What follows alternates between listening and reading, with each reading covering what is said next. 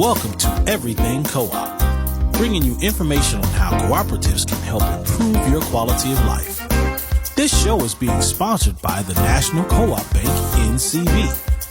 The NCB is dedicated to strengthening communities nationwide for the delivery of banking and financial services for the nation's cooperatives, their members, and other socially responsible organizations. For more information on the power of community ownership, visit ncb.coop. That's ncb.coop. Now stay tuned for your host, Vernon Oakes. Good morning, everybody. This is Vernon Oakes. Welcome to Everything Cooperative this Thursday morning. It's a great, great day. And, you know, we have Michael Peck on. He's been on before. And Michael has been a great friend of this show. He's just introduced us to so many people in the cooperative space. David Levine from ASBC and Roger Green, Center of Brooklyn. He's also introduced us to folks at Mondragon and Preston in the UK.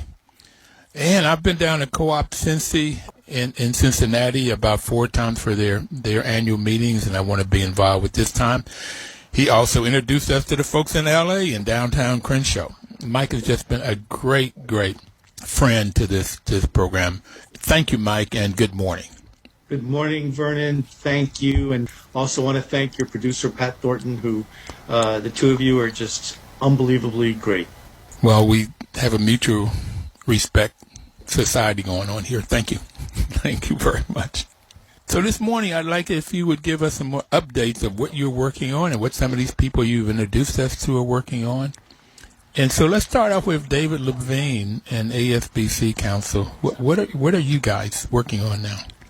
Sure. Well, if you're anywhere near a website or you're anywhere near incoming email, ASBC is on fire. This is the American Sustainable Business Council. They have over 250,000 triple bottom line businesses across the United States as members. They've teamed up with the Social Venture Circle, which are 700 of the top social impact investors, and they are on fire. There's at least 1 or 2 world-class policy events a day.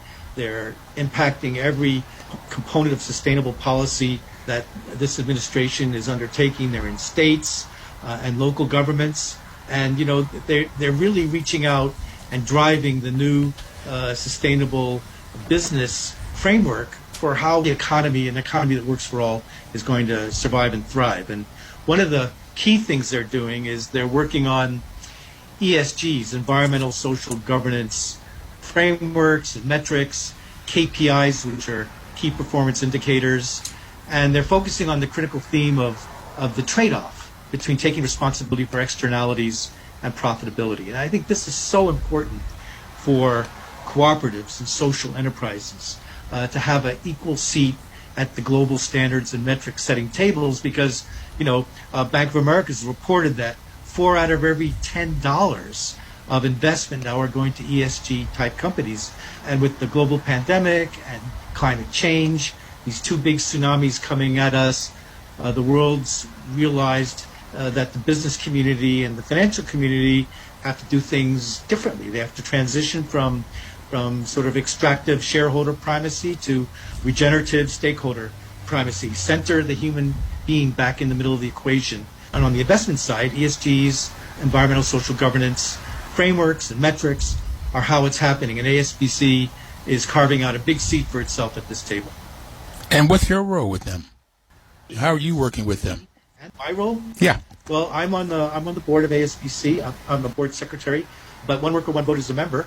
And when you're movement building and organizing, the first lesson is humility, because you can't do it all. And if you did try to do it all, you wouldn't do a lot of things well. So we try to stick to our lane, which is building hybrid shared ownership systems, starting with union co-ops, throughout the country and now the globe.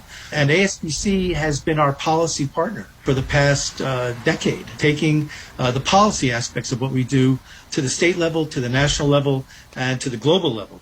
There's a new relationship between ASBC and the Social Economy Europe organization. They have 2.8 million members. So combining the two, you have over 3.2 million members focused on, and that includes cooperatives, social enterprises.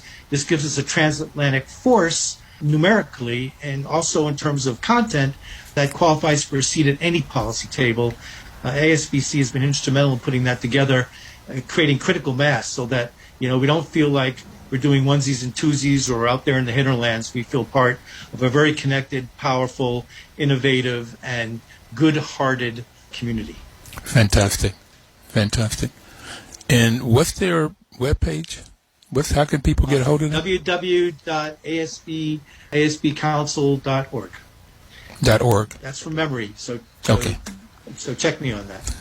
And so you've also been working with Roger Green and the folks up in Brooklyn and New York, and they have a workers' guarantee lab in New York City. What is all of that about? So working with Roger Green, my brother Roger Green is like holding on to Proteus, and I hope he hears me saying this. And probably because Roger has a good idea a minute and the skill sets to articulate it and put it in motion. I mean, Roger is an idea factory. So Roger, together with Carmen Huertas Noble, who created the Community Economic Development Clinic at CUNY Law School and was last year's recipient of the Hall of Fame awardee, the top award in the U.S. cooperative community, co-founder of 1worker1vote, and a bunch of us got together and we took a really close look at the so-called conversion tsunami that everybody was talking about and doing something about sort of pre-COVID. And that was, all the boomers and all the industries that were not going to be continued by retiring boomer generations and the opportunity to turn those into, worker-owned enterprises. And, what we've been finding is that it's been a good process and there are some successes, but there's also some course corrections we need to put into place. And the Workers' Guarantee Lab is all about that. Basically, when an owner of an enterprise wants to sell her or his enterprise to the workers, you have consultants that are hired to help affect the transaction and help convert the enterprise into something that's worker-owned. So let me ask you a question first, Michael.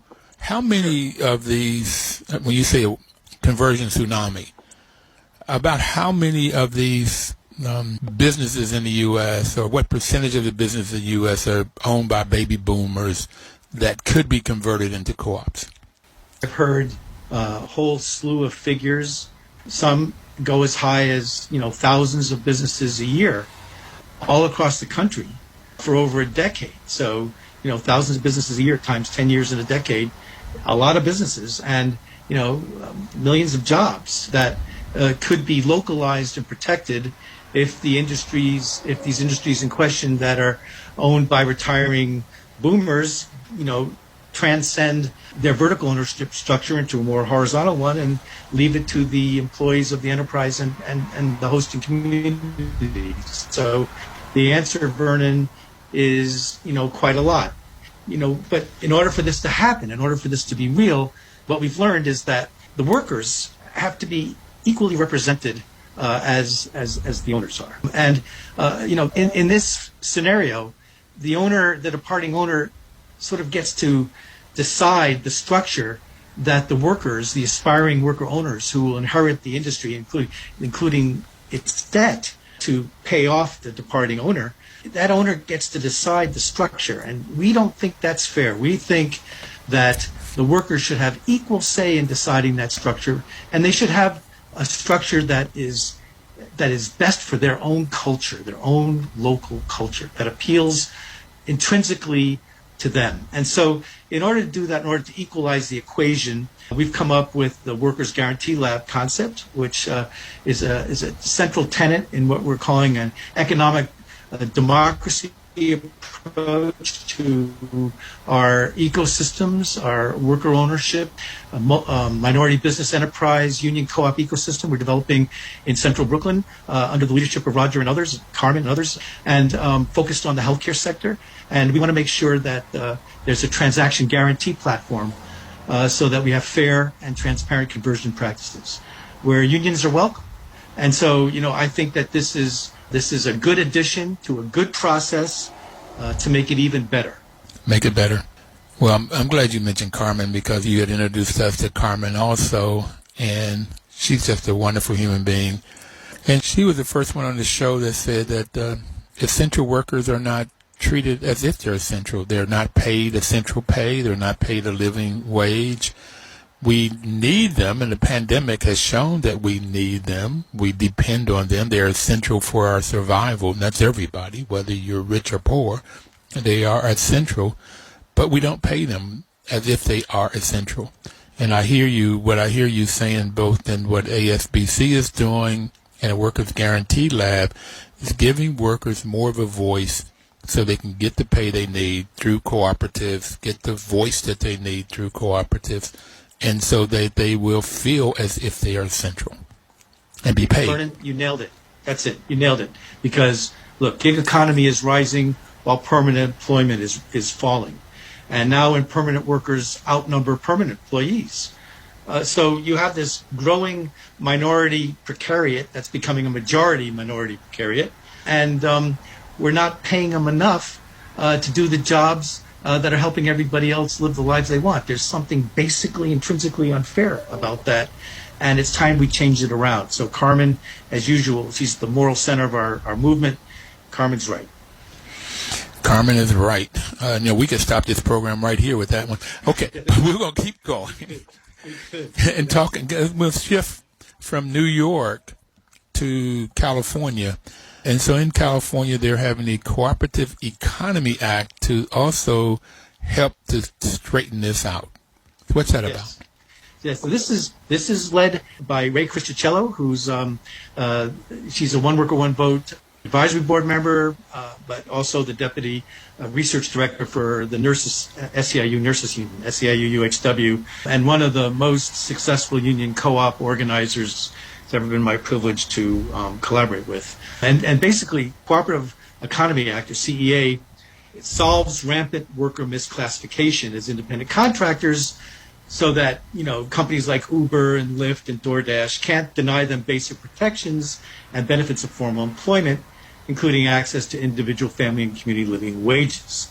It also CEA allows for a unionized workplace, as well as an equity share and workplace democracy. It solves antitrust issues. And so this legislation, which is 2-year legislation, it was put in the docket this year. So the stakeholders are committed to seeing this legislation come to life. The nation has dire need for a nationwide solution for mistreated gig workers, especially coming out of the pandemic, where everyone was essential but still, forgotten, used and abused. We've got to take a break now, Mike. We've got to take a break. We'll be right back. We'll talk more about the essential workers in California, New York, and all around the U.S. We'll be right back. Don't touch that dial. Okay.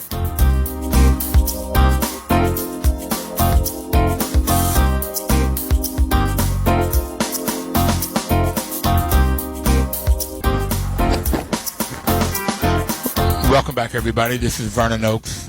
Program is Everything Cooperative. Michael, we were talking about California when we took the break and the Cooperative Economy Act. And what I'm hearing in whether it's ASBC or what's going on in New York or in California, it's all about what I call 6 pandemics. That's COVID-19, how we overcome COVID-19. When we come out of COVID-19, what are we doing? I don't want the old economy. I want to build back better, as Biden says, but I think we can do that through co-ops. How do we overcome racism that COVID uncovered the what has happened to people, particularly with pre-existing conditions because of racism, and George Floyd's murder has shown it. And then we have climate change, and everything is pointing to me of what happens when we get 1 degree change in temperature. It is phenomenal with fires and hurricanes, etc. So then we have the economy's gone bad because of COVID, particularly for the majority of humanity. Not the 1% seem to have done well, but the majority of humanity. And I have guns because people are killing each other. And then I have the 6th one I call stupidity, which is people don't believe COVID. They think it's a hoax. They don't believe climate change. They think it's a hoax, and all of these things. So what you're talking about is how we overcome this stuff. I mean, I don't know if you've seen it that way, but so far in the first 3 we've talked about, ASBC and the Workers' Guarantee Lab in New York and the Cooperative Economy Act in California, it's all addressed in these pandemics, this stuff that is hurting the U.S. economy and the world economy. Any comment on that? Yes, well, Vernon, your optic is completely correct. There's a million points of light here, not 1,000. Your optic is absolutely correct. All over the country, people are not just building it back better, they're building it back better and fairer. And that's not an original idea. We got that idea from the World Fair Trade Organization that One Worker, One Vote has partnered with to promote policies between worker cooperatives and fair trade companies. So building it back fairer means just transition. Just transition means inclusion. It means nobody left behind. So with the heat dome over the Pacific Northwest, we have a nationwide water emergency. So now the country has got to come together and come up with solutions that are fresh water access centric, so that this doesn't become the next irreversible decline that marks our national DNA forever. Same with the global pandemic, the biomedical pandemic. Over 600,000 people dead in the United States. That is something that we will not get over for generations. Those who have lost their loved ones. For breathing in the wrong way at the wrong time. I mean, the average human takes 22 breaths a minute. How do we control something like that without good policy, without concerted cooperative values, without understanding that the whole is always greater than the sum of the parts? We have to have those qualities in order to come back from something like that. And now, systemic racism, and also its cousin, which is socioeconomic poverty, economic class-based poverty that is generational and geography-based, so that you dial your zip code and the actuarial tables can tell you how long a life you get to live and under what circumstances. I mean, we thought that we left Calvinism behind in the United States, but now we're the country where social mobility is the worst, not the best. So all these different pandemics, equally miserable to those who suffer and die from them, have got to be solved. And we have to do it in a very concerted, multitasking way, and make sure that everybody's part of this new solution and build better frameworks and better structures. Well, Michael, one of the things that's strange to me is that we had over 100,000 people die in World War I, 400,000 in World War II, Korean War 36,000, Vietnam War 58,000, Gulf War 383, Iran, Afghanistan 6,000, almost 7,000. That comes to almost the same amount of people that have been killed in this year, with people taking the wrong breath, that being at the wrong place at the wrong time. So I think because this has happened, so these deaths have happened, and so people sort of get used to it almost. But it's almost as many people died in all of these wars since World War I. And it's this tremendous amount of people in this COVID-19 pandemic. And that has shown us a lot. And as Carmen has said, we got to treat essential workers as if they're treated. And that's most of the workers here. So, yeah, I get it.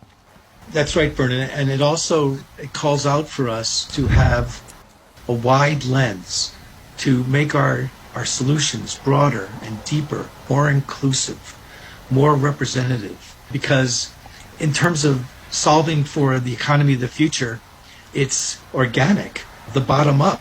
that where all the great returns on an investment lie. It's not serving the top that, can socially distance without any change of lifestyle. It's everybody else. And we're an economy where, 69 to 70% of the GNP is still consumer spending. So let's take that power and match it with democratic and innovative policy and change our structures and flatten the curves. Flatten the curves. So flatten the curves. The National Energy Just Transition Center out of Ohio University is doing that. And who are they doing that for? Who are they flattening the curve for? Who are they helping? Right. This is a up and coming solution out of Ohio University's Voinovich School of Leadership and Public Service, which is extremely appealing because it talks about no energy workers and their hosting communities left behind. It talks about moving to a greener and cleaner future and present, but in combination with all the stakeholders. So that would be the AFL-CIO Labor Energy Partnership, the Blue-Green Alliance, Reimagine Appalachia, the Ohio AFL-CIO, West Virginia Building Trades Council, and many others, including cooperative leaders and industry partners, to get all these stakeholders inside the policy room and drive consensus on how we can all help each other to help ourselves.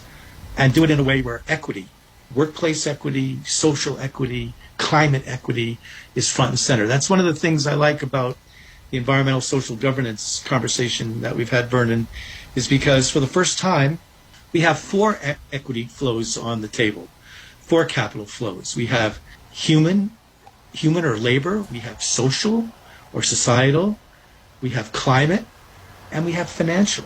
And this new stakeholder economy focus is how do we put those four financial flows, those four financial resources on the table equally and get them to converge to be mission-driven, purpose-driven, values-driven, so that we come up with virtuous cycles instead of vicious cycles, so they come up with bubble up and gusher up instead of top down and down. Trickle down.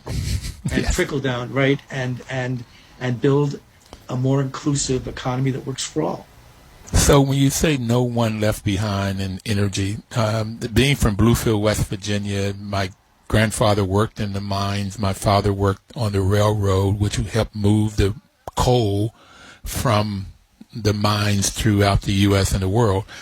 So my history is in this energy side, is coal side. And when you go back to West Virginia, you'd find that a lot of people are out of work. So how are they helping these people get jobs when the coal jobs are gone? So, the miners' union declared something very interesting a few months ago. They said that, look, we know that coal is transitioning. It's not the future. And we're willing to work with everybody. But please do not leave us out of the mix. In French you would call this a cri de coeur, a cry from the heart. But it's also an opportunity for people to take the mine workers seriously and to come up with policies and projects and enterprises and ecosystems and investments and infrastructure that transition them. So again, in the Voinovich School at Ohio University, we're talking about a lot of things. We're talking about what is the best way to transition a coal worker? Do you say, okay, you're going to go from coal worker to software coder? That sometimes works, but sometimes it doesn't. People that have had dignified lives and jobs deserve a dignified continuation of those lives and those jobs. So let me stop you right there, because we've got to take our second break, and we'll come back and talk about dignified lives and jobs. And jobs. We'll be right back. Everybody, please don't touch that dial. Thank you, Vernon. Thank you, Vernon.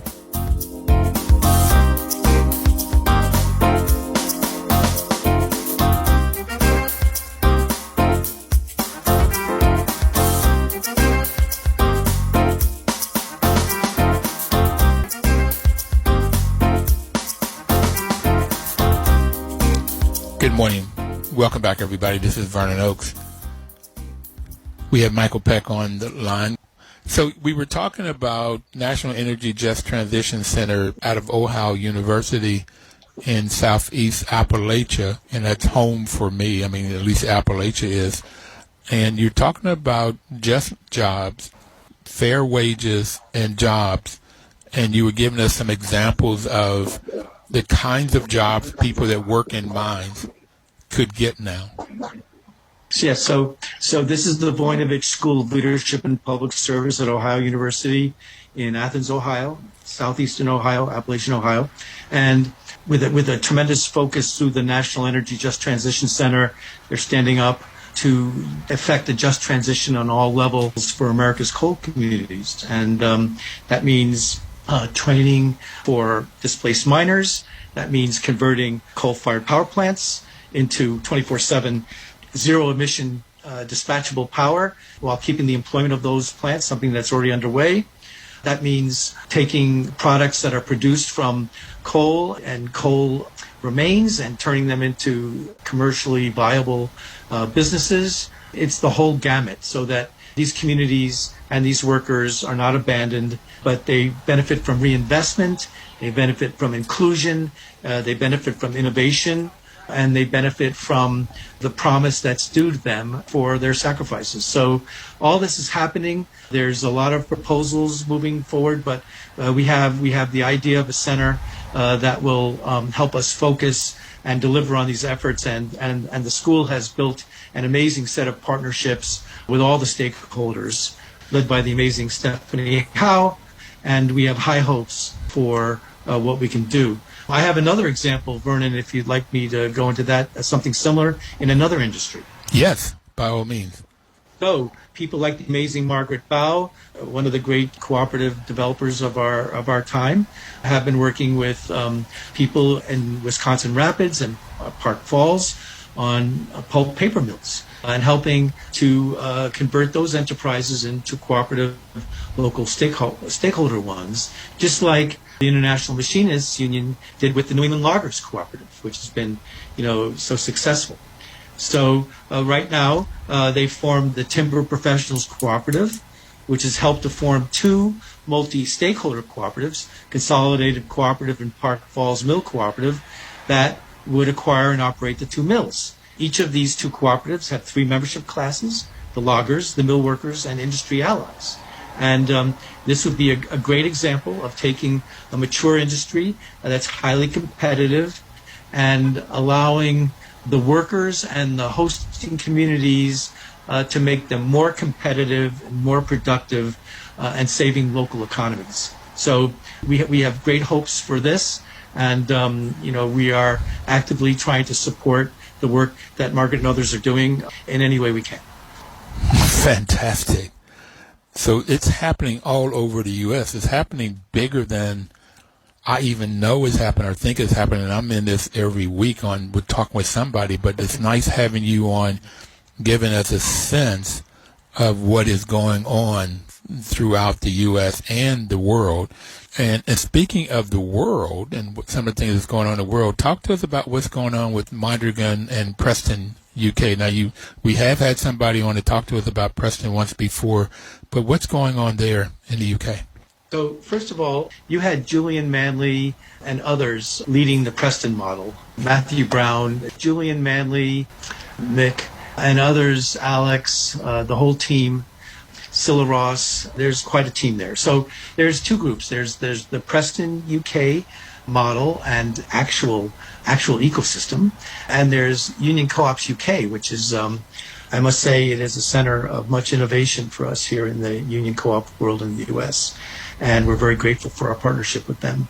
So Preston went from being from the bottom of the heap to the top of the heap by learning how to transform anchor institutions into stakeholder institutions, by teaming up with Mondragon and learning from 70 years of cooperative ecosystem practices, and then taking those practices and forming a cooperative bank, and now most recently Preston Cooperative Education Center, PCEC, which is a union co-op. And what's so interesting, and the first of its kind in the UK, what's so interesting is that Mondragon, through the efforts of the bank side and our good friend Ivan Zugasti from Mondragon LKS, the consulting side, ecosystem lessons from Mondragon to Preston.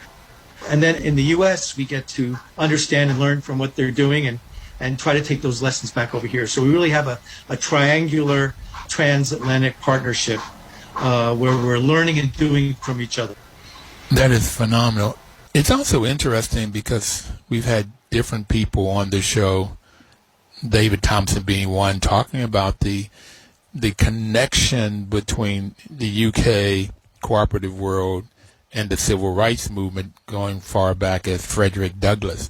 So this connection has been around a long time, where the people in the UK cooperative world helped to fund Frederick Douglass's payment to release him from slavery, to make him a freedman.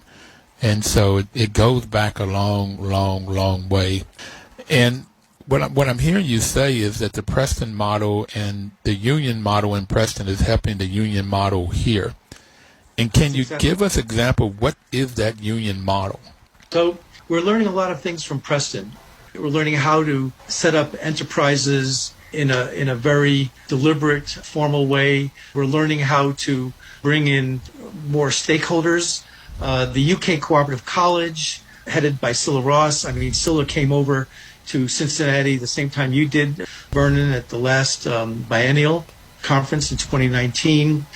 There's a really good discussion on how to develop healthcare cooperatives, how to balance unions and cooperatives in public and private sectors so that we live up to the promise of the Rochdale pioneers, in the 1840s, where cooperatives and unions started from the same geographical location, where Preston is epicenter, and took the world by storm. And they united in their origins, and then cooperatives and unions sort of separated over time, sometimes even autarkically because reasons of politics and culture and history.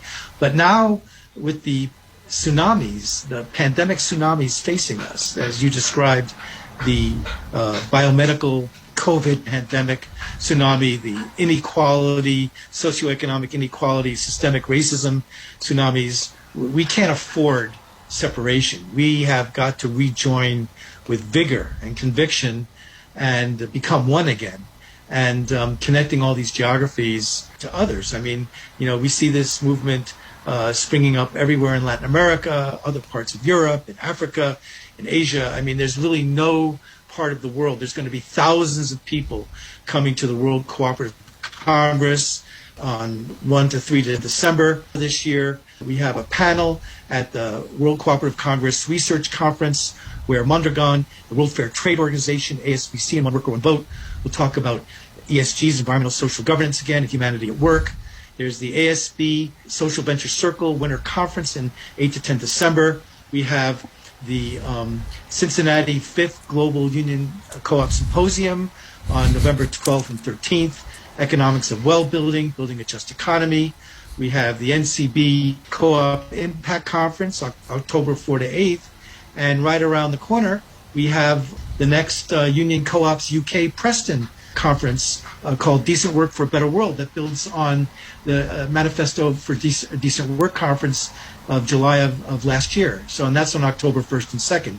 And they're considering the idea of a live stream so that people can log in from anywhere. So we have this whole drum roll of conferences that are going to be talking about how to build back better and fairer, how to exchange ideas, how best practices, how to help each other innovate and prosper, how to reach critical mass so that we can actually make these potential promises into realities in our respective communities. You say a lot in a couple of minutes, and I really appreciate all of the work that you're doing and helping to bridge this, whether it's Co-op Cincy, November 12th or 13th. And I just have it that I'll be going to a lot of different conferences, whether they're virtual. I don't know if I'll go to Seoul, Korea in December 1st, 2nd, and 3rd. A lot will depend on what COVID's looking like there and here. But the NCBA Impact Conference on the 4th, 5th, 6th, and 7th, and 8th of October. And this October is a wonderful month because we celebrate the co-op heroes. The Co-op Hall of Fame gets inducted on October 7th. And they're doing that because that's my birthday. I mean, they decided to have it on that day to celebrate my birthday. I couldn't think of a better reason, Vernon. Yeah. So October's big for me. And then we have, you said on the 1st and 2nd, the Preston. I hope they make it virtual, although I wouldn't mind going to the UK. Just, I don't know if I want to travel now because of COVID, but that would be nice to go there in the Seoul and to Cincinnati, November the 12th and 13th. And I really like the Cincinnati conference, the people we meet there, but also I went out to their farm, their urban farm, and Our Harvest Cooperative, yes. And, you know, I wanted to go pick a salad and eat it right there. I mean, it was that lush green, awesome farm. So, yeah, they're right there, home growing things, getting folks into co-ops, and they're looking worldwide and creating other co-op Cincy's. I know there's one in L.A. Co-op. And also Dayton. Co-op Dayton. That's right.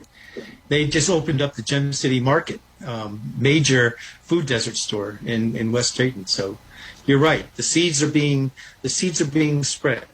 So speaking of those seeds, talk to me about what's happening with downtown Crenshaw. We've had 4 or 5 of those people on, and again, thank you for telling us about them. But where does that sit now?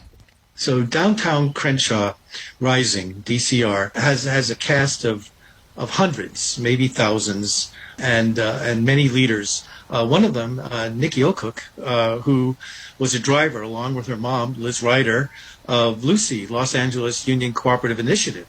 And Nikki, is an entrepreneur. She's very articulate. You can watch her TED Talk, and she knows her stuff, and she's the president of DCR. And then Damian Goodman is the executive director. And this is an incredible team. They have managed to put what Heather McGhee calls the solidarity dividend into practice. They have summoned and inspired, I would say, the American mosaic to support them. And they've raised over $60 million to buy back the mall that rightfully belongs to their neighborhood in Black LA. And this project is the hope of those who are fighting gentrification and those who are fighting for neighborhood sovereignty. There's a lot of pressure on DCR to succeed, and not because of the money they've raised, but because the mall rightfully belongs to their neighborhood. Downtown Crenshaw put forth the highest bid, and they won't even be seriously considered, and they have the most money in the bank already, and they've shown that to the seller. The seller just will not sell to them, and they have the best deal. I get that the reason they want to do this is because they say that white developers are the only ones that can create something this big. And Nikki and Damien and the grandmamas there in Crenshaw are saying to the world, no, you're not the only one. We can do this. We have the capabilities. We have the knowledge. Now we have the money. We can do this. And it seemed like there's some way, I call it, Michael, I don't know what you call it, but I call it redlining commercial property in 2021.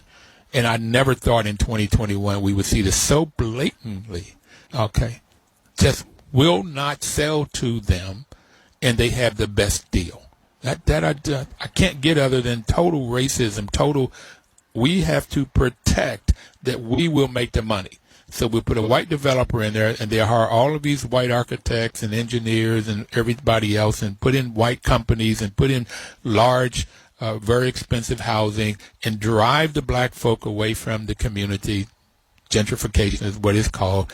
And then the white folks will come in with the money, and they keep making money. They keep making money, and the blacks can't. It's terrible. Yeah. No, it's worse than terrible. It's a crime against humanity, and it's a deliberate diaspora of the people that live in this neighborhood. And so, if you just Google Deutsche Bank, I mean, there's a bank that has been rightfully punished and caught red-handed committing every crime against humanity under the book, from financing terrorism to misrepresenting financial transactions to cheating Americans from the beginning of time. And why do we allow them to continue to practice their dastardly arts on the people of Crenshaw, downtown Crenshaw. That's something that only Los Angeles municipal government and the people that are owning that property can decide. But if you listen to the voices of the people, if you listen to the stakeholders, if you listen to the neighborhoods of LA, you'll hear a completely different story, completely honest and plausible justification. There's money in the bank from a wide sweep of the American philanthropic mosaic, led by Social Venture Circle and many family foundations and incredible givers and way showers who have put their principles first. And I think this is a tide that will continue to rise. It's a voice that will not be silenced. And sooner or later, we will see this mall and this neighborhood under the ownership of the people who live there.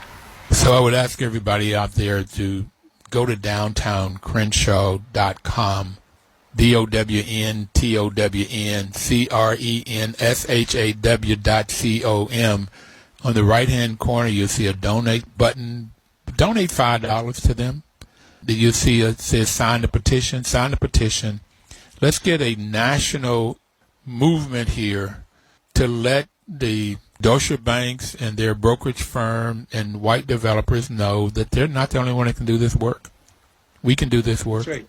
That's right. That's right, Vernon. And when we get Crenshaw, when Crenshaw frees itself from these chains, then other communities like Trenton, New Jersey, where April D. Simone, another board member of the American Sustainable Business Council, doing incredible work, revitalizing the toughest, hardest parts of that city without all the infrastructure that downtown Crenshaw Rising has, desperately in need of similar support.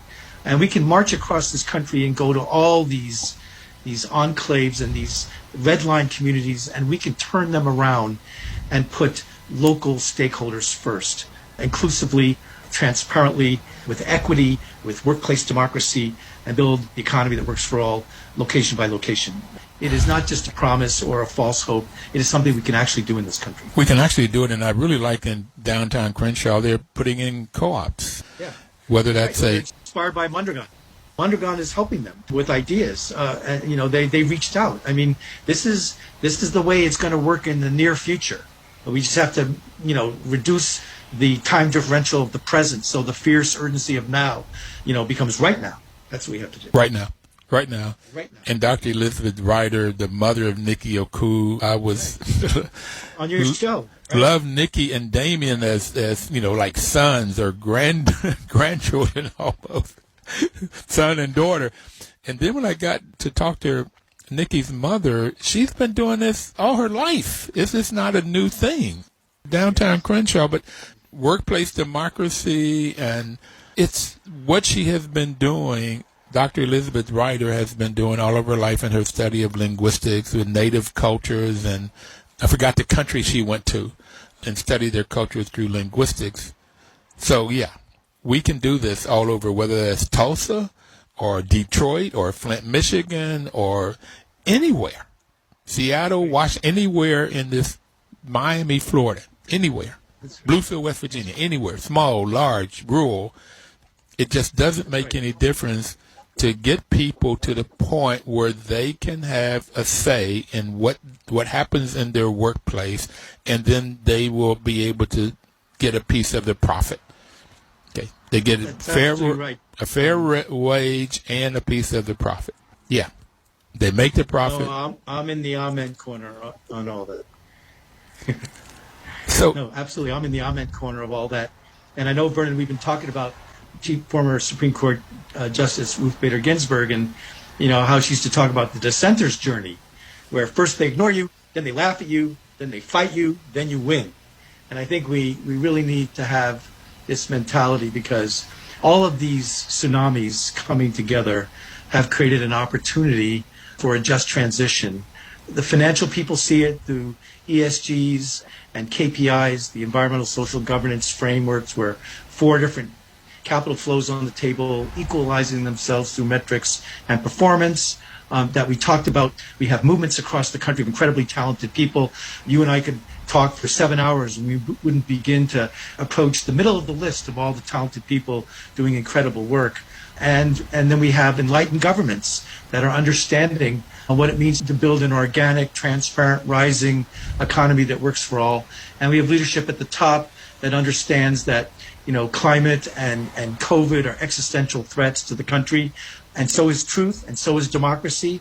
And we need to create social economic structures that reflect these values to keep the country going in the direction it was intended to go. So I think that we have a moment of incredible optimism, incredible conviction, but also determination to see this through. So talk to us about your book you're writing then and try to put all of this together. What is the book that you're coming out with at the end of this year, first of next year? Yeah, well, first of all, I'm supporting Dr. Chris Clamp, who is she's a very famous person, probably the leading U.S. academic expert on Mondragon. I mean, she did her thesis with the 5 founders. I don't think anybody can really say that I know of besides Chris, and has also taught more people more things about cooperatives than anybody. So Chris, who's at Southern New Hampshire University, I'm supporting her. We're putting together a book. It's called Humanity at Work, Precipitating Change at Thresholds. It talks about accelerating the global diffusion of the Mondragon cooperative experience. We're working with people like John Holtzclaw and Mary Hoyer, a colleague, by the way, of Liz Ryder. They chaired the Union Co-op Council of the U.S. Federation of Worker Cooperatives for at least a decade, if I remember correctly, and many, many others. A lot of young people, young leaders who are the rising stars of this movement, and this book is a trampoline to get their ideas and their names out and the good work they're doing, and showing how this is a global movement. We have people from Mondragon and people from Preston submitting chapters. We have people from all over the country. We have people that helped create the Racial Equity Collaborative in tribal communities. We have an incredible and doers and pioneers that will take this book and we hope make it just over the horizon, look into the immediate future, building on a much more incredible and inspiring present. So, I'm very grateful to be part of this book project because in the end it's making us all better. And some of us have a long way to go, but we're working on it. Okay. Mike, you are doing so much great stuff. It's wonderful. And I know you want to do more, but it's really wonderful the work you're doing. And I admire you for what you're doing and just want to say that publicly. I admire you, Vernon, and you and Pat, and the voice that you've given to the cooperative community across the nation and the world, because you're doing international interviews with people. And I think that without this voice, we wouldn't understand that the dimensions are yesterday's dimensions, and all we have are tomorrow's frontiers. And so I'm very grateful to you. And thank you, sir. We're going to stop there. Live cooperatively. We'll see you next Thursday. Your news talk station.